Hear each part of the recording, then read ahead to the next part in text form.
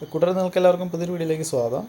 നമ്മുടെ SBI PO 2024 notification വന്നിട്ടുണ്ട്. നമുക്ക് നോട്ടിഫിക്കേഷനിലെ എടുത്തു പറയേണ്ട കാര്യങ്ങൾ പെട്ടെന്നൊന്ന് ഓടിച്ച് നോക്കാം. ഓക്കെ, ആപ്ലിക്കേഷൻ സ്റ്റാർട്ട് ചെയ്തിട്ടുണ്ട് 27-ാം തീയതി, അതായത് ഇന്ന് തൊട്ട് ജനുവരി 16-ാം തീയതി വരെ നമുക്ക് അപ്ലൈ ചെയ്യാൻ പറ്റും. അപ്പോൾ ലേറ്റ് ആക്കണ്ട, എല്ലാവരും നേരത്തെ തന്നെ കയറി അപ്ലൈ ചെയ്തേക്കുക. ഇനി അപ്ലൈ ചെയ്യുമ്പോൾ എല്ലാവരും SBIയുടെ ഒഫീഷ്യൽ സൈറ്റിൽ തന്നെ കയറിയിട്ട് എങ്ങനെ പോകേണ്ടതെന്ന് ഇവിടെ എഴുതിയിട്ടുണ്ടേ. ജസ്റ്റ് നിങ്ങൾ ഫോം പേജ് തന്നെ കയറുമ്പോഴത്തേനും കറണ്ട് ഓപ്പണിംഗ് എന്ന് പറഞ്ഞാൽ നമുക്ക് ലിങ്ക് കാണാൻ പറ്റും. അതിൽ കയറുക, അപ്ലൈ ചെയ്യുക. ഓക്കെ, പിന്നെ ഇതിൽ എടുത്ത് പറയേണ്ട മറ്റൊരു കാര്യം എന്ന് പറഞ്ഞു കഴിഞ്ഞാൽ, ഇവിടെ നമുക്ക് മൂന്ന് ഫേസ് ഉണ്ട്. ഫേസ് 1 ടയർ 1, അതായത് നമ്മുടെ പ്രിലിംസ്, ഫേസ് 2 മെയിൻസ്, അത് കഴിഞ്ഞിട്ട് ഫേസ് 3 ഉണ്ട്. ഫേസ് 3-ക്കകത്ത് വരുന്നത് സൈക്കോമെട്രിക് ടെസ്റ്റ്, പിന്നെ ഗ്രൂപ്പ് ഡിസ്കഷൻ, പിന്നെ ഇൻ്റർവ്യൂ. 3 കാര്യങ്ങളാണ് ഫേസ് 3-ക്കകത്ത് വരുന്നത്. ഓക്കെ, പിന്നെ ഇതിൽ ഡോക്യുമെൻ്റ് വെരിഫിക്കേഷൻ ഉണ്ട്. അത് ഇതിനിടയ്ക്ക് എപ്പോൾ വേണം നടത്താം. പിന്നെ നമുക്കറിയാം, പ്രിലിംസിൻ്റെ കോൾ ലെറ്റർ മേടിച്ച് വയ്ക്കത്തില്ല. പ്രീ എക്സാമിൻ്റെ കൂടെ തന്നെ അവരതിൽ സീലൊക്കെ ചെയ്ത് നമ്മുടെ തിരിച്ചു തരും. നമ്മളത് എന്ത് ചെയ്തോണം, മെയിൻ എക്സാമിന് പോകുമ്പോൾ അത് കൊണ്ടുപോകണം. മെയിൻ എക്സാമിന് അത് കൊണ്ടുപോയി നമുക്ക് എഴുതാൻ പറ്റത്തില്ല. ഓക്കെ, അപ്പോൾ എല്ലാവരും പ്രീ എക്സാമിൻ്റെ ഹോൾ ടിക്കറ്റ് സൂക്ഷിച്ച് വയ്ക്കുക. ഓക്കെ, പിന്നെ എടുത്ത് പറയേണ്ട ഒരു കാര്യം, നമ്മൾ ഈ ഡോക്യുമെൻ്റ് വെരിഫിക്കേഷൻ മുമ്പ് OBC സർട്ടിഫിക്കറ്റ് കാണിക്കണ്ടേ. അതായത് OBC കാറ്റഗറിയിലുള്ളവർ നോൺ ക്രീമി ലെയർ ആണെന്ന് കാണിക്കാനുള്ള സർട്ടിഫിക്കറ്റ് ഉണ്ടല്ലോ.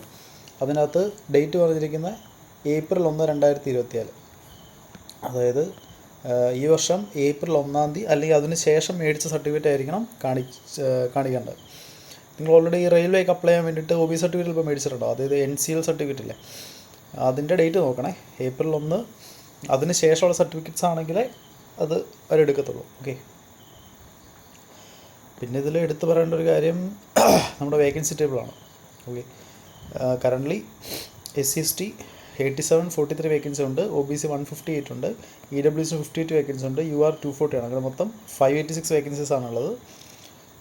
പിന്നെ കഴിഞ്ഞ വർഷം ഫില്ല് ചെയ്യാതെ കിടക്കുന്നൊരു 14 വേക്കൻസി കൊണ്ട് മൊത്തം 600 വേക്കൻസി കിട്ടും. പിന്നെ ബെഞ്ച് മാർക്ക് ഡിസേബിലിറ്റി ഉള്ളവരുടെ വേക്കൻസി ടേബിൾ ഇപ്പോൾ കൊടുത്തിട്ടുണ്ട്, വായിച്ച് നോക്കുക. ഓക്കെ, ഇനി നമുക്ക് ഡേറ്റ്സ് നോക്കാം. ആപ്ലിക്കേഷൻ ഡേറ്റ് ഇന്ന് തൊട്ട് ജനുവരി 16-ാം തീയതി വരെ. പിന്നെ പ്രീ എക്സാം 8, അതുപോലെ 15 മാർച്ച്, 2 ദിവസമാണ്. കൃത്യം ഈ ഡേറ്റിൽ തന്നെ നടക്കും കേട്ടോ. അപ്പോൾ നമുക്ക് ആവശ്യം പോലെ സമയമുണ്ട്, ജനുവരി, ഫെബ്രുവരി, മാർച്ച്. ഓക്കെ, 2 മാസം ഫുള്ളുണ്ട്, 8 അല്ലെങ്കിൽ 15. ഓക്കെ, മെയിൻ എക്സാം കിടക്കുന്നത് April, May 2025. അതായത് ഏപ്രിൽ അവസാനം അല്ലെങ്കിൽ മെയ് സ്റ്റാർട്ടിങ്ങിലാണ് കിടക്കുന്നത്. അപ്പോൾ മാർച്ചിൽ എക്സാം കഴിഞ്ഞാൽ April അല്ലെങ്കിൽ മെയ് 1 മന്ത് ഗ്യാപ്പിൽ മെയിൻ എക്സാം നടക്കും. അപ്പോൾ ഇപ്പോഴേ പ്രീ മെയിനും മനസ്സിൽ കണ്ടിട്ടുള്ള പ്രിപ്പറേഷൻ തുടങ്ങാനായിട്ട്. ഓക്കെ, പിന്നെ ഇൻ്റർവ്യൂവിൻ്റെ ഡേറ്റ് കിടക്കുന്നത് May, June ആണ്. അതായത് നെക്സ്റ്റ് മന്ത് തുടങ്ങി കഴിഞ്ഞാൽ 1, 2, 3 2-3 മാസത്തിനുള്ളിൽ ഈ പരിപാടികളെല്ലാം കംപ്ലീറ്റ് ആവും. ഓക്കെ, 3 അല്ലെങ്കിൽ 4 മാസത്തിനുള്ളിൽ ഈ പരിപാടികളെല്ലാം കംപ്ലീറ്റ് ആവും. പിന്നെ പ്രീ എക്സാം ട്രെയിനിന് അപ്ലൈ കൊടുത്തിട്ടുള്ളവർക്ക് പ്രീ എക്സാം ട്രെയിനിൻ്റെ ഡേറ്റ് കിടക്കുന്നുണ്ട് ജനുവരി അല്ലെങ്കിൽ ഫെബ്രുവരിയിലായിരിക്കും ടൈം കിടക്കുന്നത്. ഓക്കെ, ഇനി എലിജിബിലിറ്റി ക്രൈറ്റീരിയയുടെ ഡേറ്റുകൾ നിങ്ങൾ നോക്കണേ. 21 വയസ്സിൽ താഴെ ആവാൻ പാടില്ല, 30 വയസ്സിന് മേളിലാവാനും പാടില്ല. ഡേറ്റ് നോക്കുകയാണെങ്കിൽ 1/4/2024. അതായത് ഈ 2024 April 1-ാം തീയതി നമുക്ക് 21-ന് താഴെ വയസ്സുണ്ടാവാൻ പാടില്ല, അതിന് 30-ന് മേളിലുണ്ടാവാൻ പാടില്ല. ഇനി ഏജ് റിലാക്സേഷൻ തന്നിട്ടുണ്ട്. OBC NCL 3 years റിലാക്സേഷൻ ഉണ്ട്, SC/ST 5 റിലാക്സേഷൻ ഉണ്ട്. ബാക്കി വായിച്ച് നോക്കണേ. നിങ്ങൾ ഡേറ്റ്സ് നോക്കിക്കോട്ടെ, ഈ ഡേറ്റ്സ് ഇമ്പോർട്ടൻ്റ് ആണ്. അതുപോലെ തന്നെ നമ്മുടെ ക്വാളിഫിക്കേഷൻ്റെ ഡേറ്റ് ഇത് തന്നിട്ടുണ്ട്. 30/4/2025 നമ്മൾ ക്വാളിഫൈഡ് ആയിരിക്കണം. അതായത് നമുക്കൊരു ഡിഗ്രി ഉണ്ടായാൽ മതി. അതുപോലെ തന്നെ ഫൈനൽ ഇയേഴ്സ് പഠിക്കുന്നവർക്കും അപ്ലൈ ചെയ്യാൻ പറ്റും. നമ്മുടെ ഇവിടെ എഴുതിയിട്ടുണ്ട്, ഫൈനൽ ഇയർ അല്ലെങ്കിൽ ഫൈനൽ സെമസ്റ്റർ പഠിക്കുന്നവർക്ക് ഇത് അപ്ലൈ ചെയ്യാൻ പറ്റും. പക്ഷേ നമ്മൾ ഈ ഡേറ്റിനുള്ളിൽ നമ്മൾ ഡിഗ്രി ക്വാളിഫൈഡ് ആയിരിക്കണം. ഓക്കെ, അതായത് നമ്മുടെ സർട്ടിഫിക്കറ്റിനകത്ത് എലിജിബിലിറ്റി ഫോർ ഡിഗ്രി എന്ന് പറഞ്ഞിട്ടുള്ള അതിൻ്റെ അകത്ത് ഡേറ്റ് ഈ കിടക്കുന്ന ഡേറ്റ് അല്ലെങ്കിൽ അതിന് മുമ്പായിരിക്കണം. ക്ലിയർ ആണോ? ഇപ്പോൾ ഡേറ്റുകളൊക്കെ ശ്രദ്ധിക്കണം. അപ്ലൈ ചെയ്യുന്നതിന് മുമ്പ് ഡേറ്റുകളൊക്കെ ശ്രദ്ധിച്ചിട്ട് വേണം അപ്ലൈ ചെയ്യാനായിട്ട്. ഓക്കെ, പിന്നെ ഇതിലെടുത്ത് പറയേണ്ടത് നമ്മുടെ എക്സാം പ്രോസസ്സ്. ഇപ്പോൾ പ്രിലിംസിനാണെങ്കിൽ എല്ലാ വർഷത്തെയും പോലെ തന്നെ മാത്സ്, ഇംഗ്ലീഷ്, റീസണിങ് 30, 40. ഓക്കെ, ഇംഗ്ലീഷിന് 40 ക്വസ്റ്റ്യൻ ഉണ്ട്, റീസണിങ്ങും QAയും 30 ക്വസ്റ്റ്യൻ വെച്ച് എല്ലാം ഓരോ ക്വസ്റ്റ്യൻ 1 മാർക്ക് വെച്ചിട്ട് അങ്ങനെ 100 മാർക്കാണ്. 1 മണിക്കൂറാണ് ടൈം. പിന്നെ പ്രീ എക്സാമിൽ എന്തില്ല, സെക്ഷണൽ കട്ട് ഓഫ് ഇല്ലാണ്ടോ, there will be no sectional cut off in prelims എക്സാംസിന്. പ്രീക്ക് മാത്രം സെക്ഷണൽ കട്ട് ഓഫ് ഇല്ല, പക്ഷേ മെയിൻസിനുണ്ട്. അതൊരു താഴെ തന്നിട്ടുണ്ട്. ഈ മെയിൻസിൻ്റെ ഒരു ഡിസ്ട്രിബ്യൂഷൻ നോക്കിയാൽ മാർക്കിൻ്റെ reasoning and computer aptitude 40 question 60 mark, 40 ക്വസ്റ്റിനുണ്ട് 60 മാർക്കുണ്ട്. അപ്പോൾ 2 മാർക്കിന് കണ്ടവാനും ക്വസ്റ്റ്യൻസ് അതിനകത്ത് ഉണ്ടാവും. പിന്നെ ഡാറ്റ അനാലിസിസ് ആൻഡ് ഇൻ്റർപ്രിട്ടേഷൻ QAക്കകത്ത് 30 ക്വസ്റ്റിന് 60 മാർക്കാണ്. അപ്പോൾ ഓൾമോസ്റ്റ് എല്ലാം തന്നെ 2 മാർക്കിൻ്റെ വെച്ചിട്ടായിരിക്കും. അതും ഇനി 2 കാറ്റഗറി ആക്കി നമ്മൾ IBPSൻ്റെ PO മെയിൻസ് ഇതുപോലെ താണോ തരുന്നതെന്ന് ഇതിനകത്ത് പറഞ്ഞിട്ടില്ല. ഓക്കെ, അപ്പോൾ എന്തായാലും ക്വസ്റ്റ്യൻസിന് മാർക്ക് കൂടുതലാണ്. ഓക്കെ, അപ്പോൾ അതിനനുസരിച്ച് ഡിഫിക്കൽട്ടി ലെവൽ ഉണ്ടാവും. Okay, as expected. പിന്നെ ജനറൽ അവയർനെസ് 60 മാർക്ക് 60 ക്വസ്റ്റ്യൻ, ഒരു ക്വസ്റ്റിന് 1 മാർക്ക് വെച്ചിട്ട്. ഇംഗ്ലീഷ് 40 ക്വസ്റ്റ്യൻ ഉണ്ട്, പക്ഷേ 20 മാർക്കുള്ളൂ. അത് 1/2 മാർക്ക് വെച്ചിട്ട് ഇംഗ്ലീഷ് നമുക്ക് കിട്ടത്തുള്ളൂ. Okay, yes. അപ്പോൾ ഇംഗ്ലീഷ് മാത്രം വെച്ച് നമുക്ക് സ്കോർ കയറ്റാൻ പറ്റത്തില്ല. റീസണിങ് QA നല്ലപോലെ പഠിക്കണം. ഓക്കെ, റീസണിങ് QA നല്ലപോലെ പഠിക്കണം.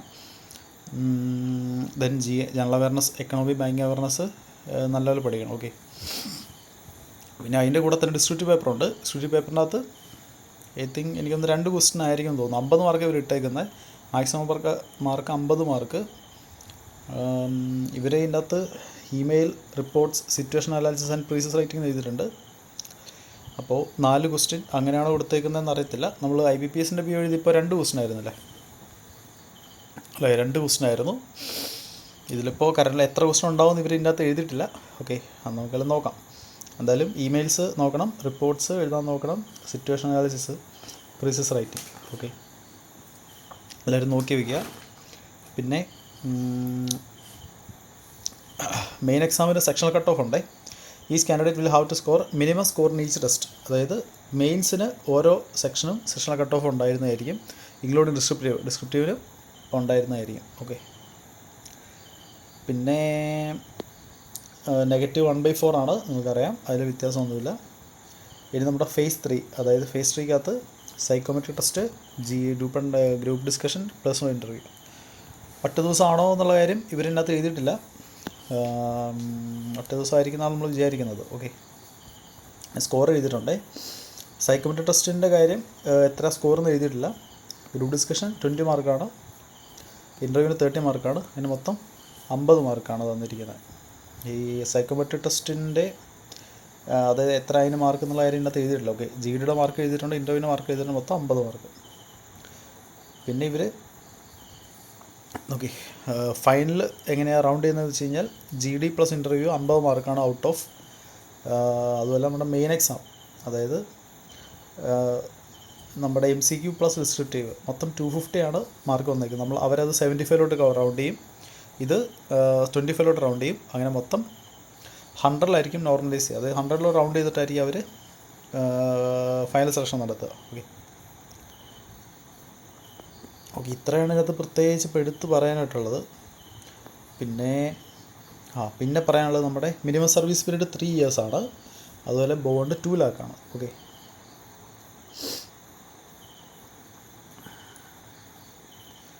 യെസ്.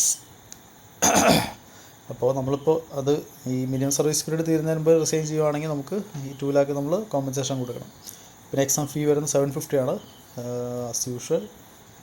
പിന്നെ നമ്പർ ഓഫ് ചാൻസസ് നോക്കിക്കോണേ. Maximum chances UR and EWC കാറ്റഗറിക്ക് 4 ചാൻസാണ് മാക്സിമം പറ്റത്തുള്ളൂ. അതായത് 4 തവണ നമുക്ക് മെയിൻസ് എഴുതാൻ പറ്റും. പ്രിലിംസ് എത്ര ഉണ്ട് എഴുതാം, അത് വിഷയമില്ല, കൗണ്ട് ചെയ്യത്തില്ല. മെയിൻസ് ആണ് കൗണ്ട് ചെയ്യുക. ഓക്കെ,